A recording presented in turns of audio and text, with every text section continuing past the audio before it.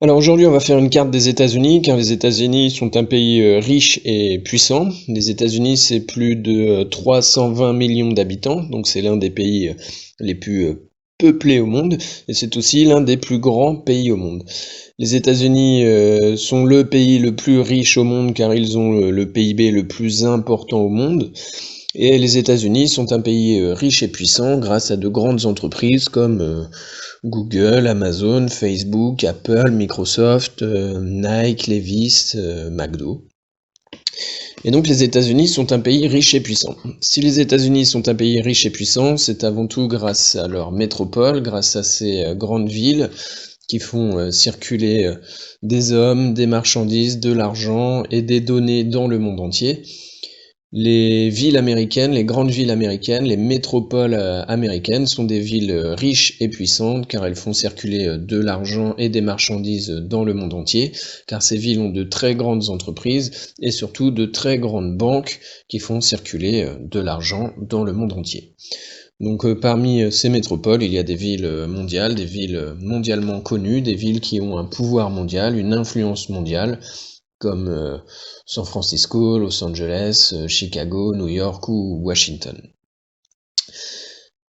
À l'est des États-Unis, on remarque aussi la présence d'une mégalopole, c'est-à-dire un ensemble de métropoles reliées entre elles. À l'est des États-Unis, sur la côte est, Boston, New York et Washington sont trois villes reliées, trois villes connectées. Et donc ces villes connectées, ces métropoles reliées et connectées qui ont quasiment fusionné, forment ce qu'on appelle une mégalopole. Une mégalopole, c'est donc un ensemble de métropoles reliées entre elles, connectées entre elles, qui échangent énormément d'argent, de marchandises et d'informations. Et donc cette mégalopole, la BOSWASH, qui va de Boston à Washington en passant par New York, est l'un des territoires les plus riches et les plus puissants au monde. Les États-Unis sont un pays riche et puissant parce qu'aux États-Unis on peut faire du commerce facilement et donc les métropoles sont connectées, les métropoles sont reliées entre elles, les villes sont reliées entre elles. Aux États-Unis on peut facilement faire du commerce car les marchandises et les hommes circulent facilement. Donc les États-Unis c'est un pays quadrillé, les États-Unis c'est un pays en réseau, les États-Unis c'est un pays où les marchandises et les hommes circulent facilement grâce aux axes de communication, donc principalement des autoroutes. Mais il y a aussi des voies de chemin de fer qui font circuler des marchandises, et il y a aussi des voies aériennes ou des voies fluviales. Mais les États-Unis, c'est le pays de la voiture, et donc le pays est quadrillé. Le pays a été organisé pour que les marchandises et les hommes circulent facilement, pour que le commerce se fasse facilement, et pour que le pays crée des richesses. Aux États-Unis, on peut également circuler par voie fluviale, et le plus grand fleuve utilisé aux États-Unis, c'est le Mississippi.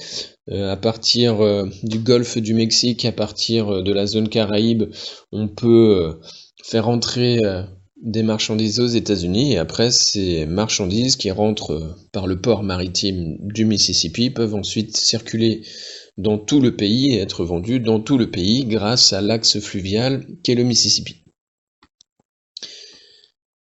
Les États-Unis sont un pays ouvert sur le monde. À l'est, il y a tout un ensemble de ports qui permet aux villes comme Boston, New York ou Washington de faire du commerce avec l'Europe ou avec l'Afrique.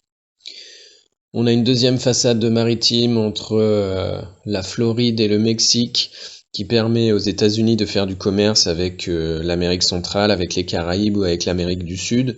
Un port comme Houston ou un port comme la Nouvelle-Orléans exporte et importe énormément de pétrole et fait circuler des marchandises vers le sud des États-Unis. Et enfin, on a une troisième façade maritime à l'ouest. Cette façade maritime à l'ouest, en fait, c'est la porte d'entrée des États-Unis pour tout le commerce qui est effectué avec l'Asie, avec le Japon, avec la Corée du Sud et surtout avec la Chine. Donc les États-Unis, ce sont un pays ouvert et dans un monde où plus de 80% des marchandises qui circulent à l'échelle internationale circulent par voie maritime. Le fait d'être un pays ouvert sur la mer, ouvert sur les océans, ça permet de faire du commerce dans le monde entier, de participer au commerce mondial, de faire circuler des marchandises dans le monde entier, et donc d'être un pays connecté au monde entier. Les États-Unis font également du commerce et des échanges avec leurs voisins, avec Le Canada au nord, les États-Unis sont ouverts sur le Canada et font énormément de commerce et d'échanges avec le Canada. Et enfin, au sud, les États-Unis ont ouvert leurs frontières avec les Mexicains pour les marchandises, mais pas pour les hommes, puisque vous savez que le président américain fait construire un mur pour que les Mexicains et les Sud-Américains ne rentrent plus aux États-Unis. Les marchandises peuvent rentrer, l'argent peut circuler, mais les hommes sont bloqués. Les États-Unis sont un pays connecté au monde entier grâce à des hubs. Les hubs, ce sont des aéroports internationaux. Ce sont des aéroports que vous trouvez dans les grandes villes, dans les grandes métropoles américaines. Et grâce à ces aéroports, vous pouvez circuler dans le monde entier. Si vous allez à l'aéroport de Chicago, vous pouvez aller en Europe, en Afrique, en Asie, en Amérique du Sud, vous pouvez aller dans le monde entier. Donc les États-Unis sont un pays connecté au monde entier grâce à leurs hubs, c'est-à-dire grâce à leurs aéroports internationaux. Enfin, on peut distinguer trois Amériques.